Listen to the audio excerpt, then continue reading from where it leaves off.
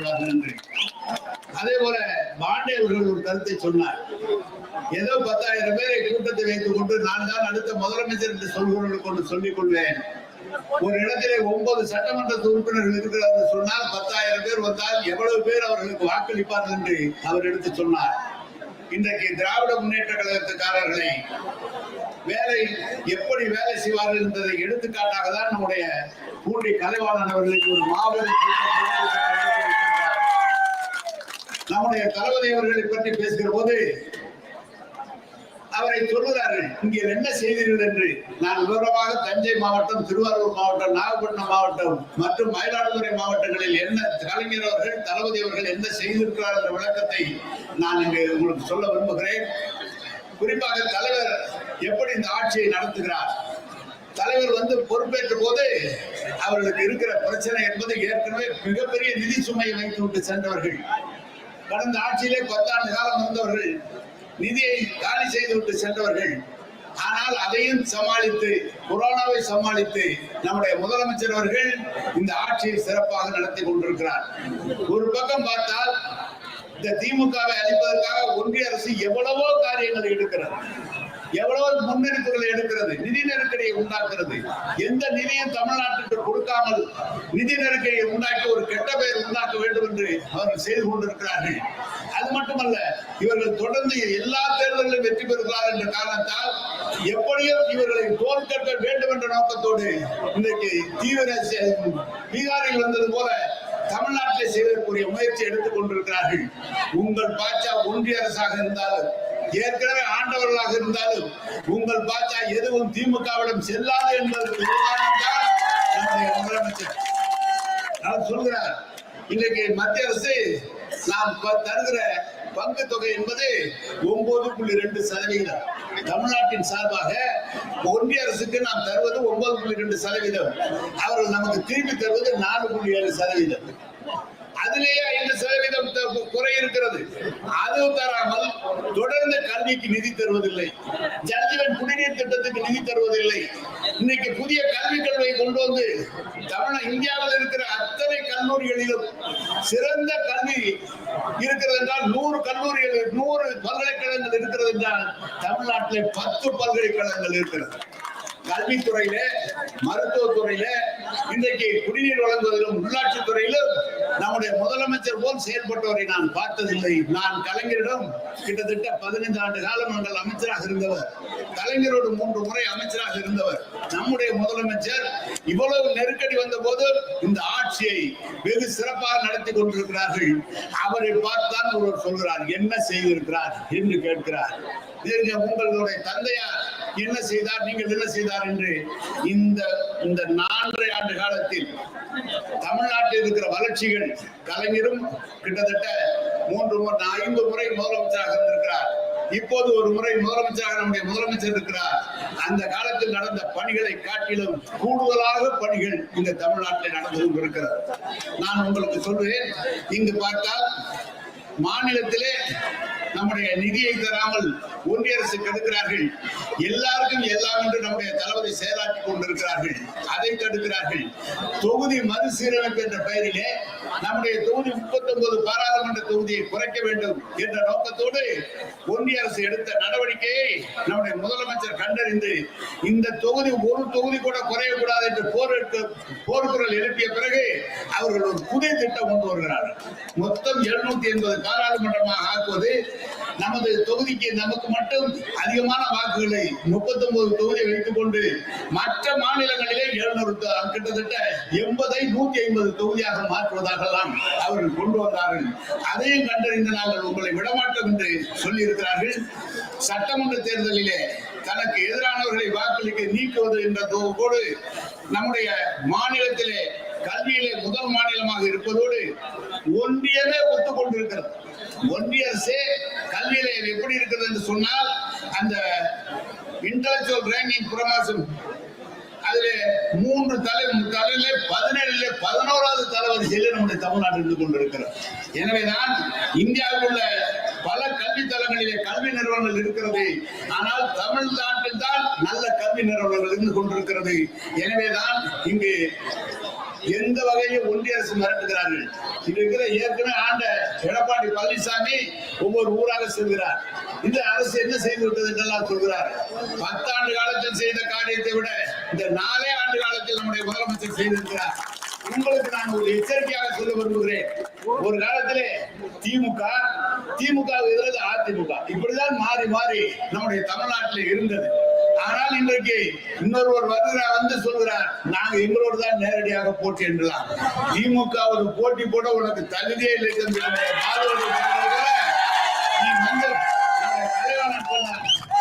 நான் பாக்குறேன் அப்படின்னு சொன்னார். நான் அப்படிலாம் சொன்னேன். நானு முதல் நாள் தான் வந்துட்டு போறான், நீ மறுநாள் அதே இடத்துல கூட்டம் போடுறேன்னா நானே அதை அடிச்சுக்காம. எனவே நான் இதை சொல்வதற்கான சும்மா இருந்தவன கிளப்பிட்டீங்க. இனிமேல் அது மறுபடியும் 2021 மீண்டும் தமிழ்நாட்டுடைய முதலமைச்சராக தளபதி அவர்களை அமர வைக்கிற வரை நான் இந்த இடத்தை பற்றி சொல்ல வேண்டும். 89 நான் கலைஞருடன் வந்தேன். அவர் என்னை அழைத்து வந்தார். இன்றைக்கு தொடர்ந்து அவரோடு இருந்து நான் பணியாற்றி இருக்கிறேன். கலைவாணன் அவர்கள் இடைத்தேர்தல் வருகிற போது கலைவாணன் அவர்களுக்காக இந்த தொகுதியுடைய பொறுப்பாளராக நான் இருந்திருக்கிறேன். தொகுதியுடைய பொறுப்பாளராக இருந்து இந்த தொகுதி மிகப்பெரிய வெற்றியை பெற்றது. அடுத்த தடவை வெற்றி பெற்றிருக்கிறார். ஒரு சம்பிரதாயமாக திருவாரூரிலே எங்களுடைய வேலையை ஆரம்பித்திருக்கிறோம். எங்களுக்கு கொடுத்திருக்கிற பொறுப்பு என்பது 41 தொகுதி எங்களுக்கு பொறுப்பு கொடுத்திருக்கிறார்கள். ஏற்கனவே 4 தொகுதியில் தான் திமுக வெற்றி வாய்ப்பு இழந்தது. அந்த 4லும் சேர்த்து திமுக வெற்றி பெற வைப்பதுதான் எல்லாம் சொல்றாங்க. பத்திரிகையாளர் சொல்றாங்க அவன் அப்படியே விடுங்க பாத்துக்கோ அப்படின்னு தான் சொல்றாங்க. எனவேதான் இங்க இருக்கிற நான் நம்முடைய கழக தோழர்களுக்கும் பொதுமக்களுக்கு ஒன்று சொல்கிறேன். இது போல ஒரு சிறந்த முதலமைச்சரை, நான் அமைச்சராக இருக்கிறேன் என்பதற்காக நான் சொல்லவில்லை, இது போல இருக்க ஒரு சிறந்த முதலமைச்சரை இனி இந்த நாடு காண்பது என்பது அரிது. இவரை விட்டு விடாதீர்கள். தமிழ்நாடு வளர்ச்சிக்கு இவர்தான் சரியானார். நீங்க வேற யாராவது வந்தா நீங்க பாத்தீங்கன்னா பழனிசாமி எல்லாம் முதலமைச்சரா இருந்தார். 4 வருஷத்துல அவர் என்ன செஞ்சாருன்னு பூரா தெரியும். அவர் இன்னைக்கு சொல்றார் 4 வருஷம் கட்சி தமிழ்நாடு ஓரணியில் மக்களுடன் ஸ்டாலின் இப்ப ஆரம்பிக்கிறாரு. ஏன் அவர் 4 வருஷம் என்ன பண்ணாரு அப்படின்னு சொல்லி பழனிசாமி கேட்டார். நீ 4 வருஷம் ஊட்டி இருக்கு, 4 வருஷம் கழிச்சு தானே நீ வெளியே வர, நீ எதுக்கு வந்து அதுக்குதான் வரணும். எனவே அதிமுக பாஜக கூட்டணி என்பது ஒரு அமையாத கூட்டணி. அதிமுக தொண்டர்கள் பாஜகவை ஏற்றுக்கொள்ளவில்லை. பாஜக வந்தால் நிச்சயம் இந்த கபலீகரம் அதிமுகவை கபலீகரம் செய்வோம் என்பதை அதிமுக தொண்டர்கள் செய்கிறார்கள். எனவேதான் நம்முடைய முதலமைச்சரை, அந்த அவரின் மக்களுக்காக உழைக்கிற முதலமைச்சரை காப்பதுதான் நம்முடைய கடமை. இது போல இருக்கிற நம் பாரு சொன்னது போல அவரை பற்றியெல்லாம் எந்த கவலையும் இல்லை. நிச்சயமாக இந்த டெல்டா பகுதி என்பது கழகத்தினுடைய கோட்டை, அதுவும் திருவாரூர் என்பது நான் உள்ளபடியே மாவட்ட செயலாளரை பாராட்ட கடமைப்பட்டிருக்கேன்.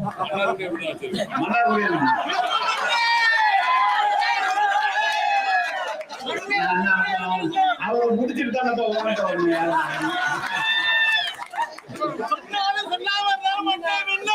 நம்ம கலைவாணன் அவர்களை நான் மாவட்ட செயலாளர் 25 ஆண்டு காலம் பணியாற்றியவர். கலைஞர் என்ன சொன்னாலும் அந்த காரியத்தை செய்ய வேண்டும் என்று நினைப்பவன் செய்து முடிப்போம். அதுக்கு எங்களுக்கு ஆலோசனை சொல்வது கலைஞர் தான் சொல்லுவார். நம்முடைய கலைவாணன் அவர்கள் இன்றைக்கு எடுத்திருக்கிற இந்த முயற்சி என்பதை நிச்சயமாக அவருக்கு நல்ல ஒரு பாராட்டை நான் தெரிவிக்கிறேன். ராஜா அவர்கள் அவர் தொழில்துறை அமைச்சராக பொறுப்பேற்றார். ஒரு இடையில நம்முடைய முதலமைச்சர் அவரை நம்பி தந்தார். தமிழ்நாட்டில் நேற்றைக்கு அவர் என்ன நேற்று வந்து கேட்கிறான், உப்புல வந்துச்சான்னு கேட்கிறான், ரோடு போட்டியான்னு கேட்கிறான், எல்லாம் நீங்க எது வேணாலும் கேது. நேற்று ஒரே நாளில் 30,000 கோடிக்கு திட்டத்தை கொண்டு வந்து கொடுத்துதான் மேலையில் உட்கார்ந்துருக்காங்க. முதலமைச்சர் செஞ்சு 15,556 கோடிக்கு திட்டங்களை கொண்டு வந்து, முதலீடுகளை கொண்டு வந்து வேலை வாய்ப்பை உருவாக்கி இருக்கிறார். தமிழ்நாடு அரசு பொறுப்பேற்றுக் கொண்ட பிறகு கிட்டத்தட்ட 1 லட்சம் பேர் டிஎன்பிசியில வேலைக்கு எடுத்திருக்கிறார்கள். தொழில்துறை மூலமாக புதிய தொழிற்சாலைகள், இந்தியாவிலே அதிக தொழிற்சாலை இருக்கிறது தமிழ்நாட்டில் தான். இந்தியாவிலே அதிக தொழிற்சாலைகளை பெண்கள் பணியாற்றுவது தமிழ்நாட்டில் தான். எனவேதான் இந்த நாட்டை முன்னோக்கி சென்றிருக்கின்ற தளபதி அவர்களை நாம் கலைஞரை இழந்து விட்டோம். இவர்தான் நமக்கு சரியானார். இவரை நாம் மீண்டும் மீண்டும் முதலமைச்சராக்கி இந்த நாட்டினுடைய வளர்ச்சியை நாம் உண்டாக்க வேண்டும். அதற்காக நாம் தொடர்ந்து உழைக்க வேண்டும் என்று நான் கேட்டுக்கொள்கிறேன். இங்கு கூட கேட்டார், வந்து சொன்னார், திருவாரூர் மாவட்டத்திற்கு மட்டும் கலைஞர் அவர்கள், தளபதி அவர்கள் செய்திருக்கிறதை சொல்கிறேன். கிட்டத்தட்ட திருவாரூர் மாவட்டத்திற்கு கூத்தாநல்லூர் நகராட்சி, மன்னார்குடி, திருத்துறைப்பூண்டி, திருவாரூர் ஆகிய 3 நகராட்சிகளுக்கு இந்த 4 ஆண்டு காலத்தில் 632 கோடியை தலைவர் அவர்கள் தந்திருக்கிறார்கள். 7 பேரூராட்சிகளுக்கு 103 கோடி தந்திருக்கிறார்கள். இதை காட்டிலும் தொடர்ந்து குடிநீர் திட்டத்திற்காக கிட்டத்தட்ட குடிநீர் திட்டத்திற்கு 1127 கோடி ரூபாய் இந்த திருவாரூர் மாவட்டத்திற்கு மட்டும் நம்முடைய முதலமைச்சர் அவர்கள் தந்திருக்கிறார்கள். இது எல்லா கிட்டத்தட்ட 5 இந்த டெல்டா மாவட்டத்திற்குள்ள கணக்கு பூரா இருக்கு. நான் திருச்சி எடுத்துட்டு வரல, ஏன்னா நீங்களும் கோச்சிங்க, திருச்சி போட்டு அவ்வளவு கேட்பீங்க, அதனால நான் எடுத்து வரல. திருவாரூர் திருச்சிக்கு நான் சொல்கிறேன், இங்கு 1000 கோடி திருவாரூர் என்று சொன்னால் திருச்சிக்கு 5000 கோடி கொடுத்திருக்கார். எனவே நான் டெல்டா மாவட்டம் அவர் தலைவர் எங்களுக்கு சொன்னது, நம்முடைய மக்கள், நமக்கு தமிழ்நாடே நம்முடைய மக்கள் என்றாலும் இது நம்முடைய உறவு மாவட்டம், இதை உறவுடாது என்று சொல்லி முதலமைச்சர் சொல்வார்கள். எனவே இந்த முதலமைச்சரை நாங்கள்லாம் அமைச்சராக சட்டமன்ற உறுப்பினராக இருக்கிறவங்க தயவு செய்து எண்ணாதீர்கள். இங்கு அவரை விட்டால் தமிழ்நாட்டுக்கு வேறு கதியே இல்லை. அவரை நம்ம மீண்டும் மீண்டும் அவரை உருவாக்குவதுதான் நம்முடைய பணியாக இருக்க வேண்டும். ராஜா அவர்கள் அவன்கிட்ட சொன்னேன், நான் பஸ் ஸ்டாண்டு கொடுனா பஸ் ஸ்டாண்டு கொடுத்தோம், ரோடு கொடுனா ரோடு கொடுத்தான், நூலகம் கொடுனா நூலகம் கொடுத்தான், செலவு வைக்கணும்னா வச்சான், பாலம் கொடுனா பாலம் கொடுனான். ஒரே ஒரு தொழிற்சாலை தரம் திருச்சி போடுறான்னா புதுக்க மாட்டோம். நீங்க தான் சொன்னீங்க.